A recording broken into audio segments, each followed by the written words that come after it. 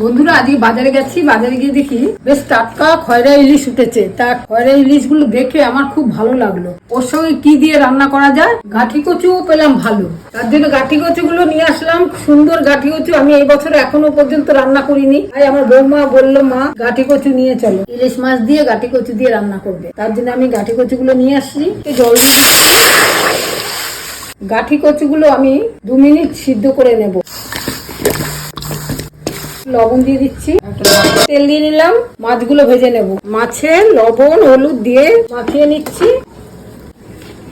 তেলটা গরম হয়ে গেছে, আমি মাছগুলো দিয়ে দিচ্ছি।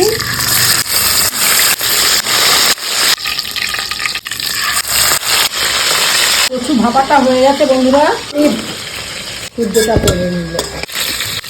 জিরা তেজপাতা দিয়ে ফোড়ন দিয়ে দিচ্ছি, কষিয়ে নেবো ওর ভেতরে।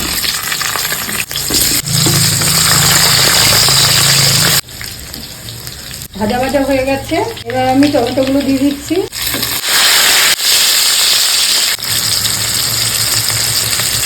এবার আমি কচুগুলো দিয়ে নিচ্ছি।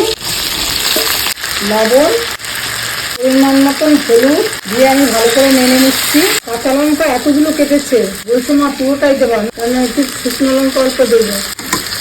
1 চামচ জিরে, ধনে, লঙ্কা সব দিয়ে আমি অল্প জল দিয়ে ভালো করে কষিয়ে নেব।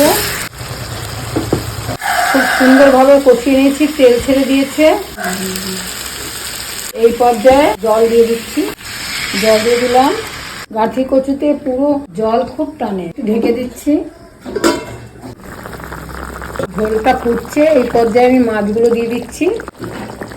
মাছ আমার দেখেন বন্ধুরা, রান্নাটা কত সুন্দর হয়েছে, কালারটাও কত সুন্দর এসছে, আর সুন্দর সিদ্ধ হয়ে গেছে। ধনে পাতাগুলো উপর দিয়ে দিচ্ছি। একদম পাতলা একটা রান্না, একদম অসাধারণ রান্না।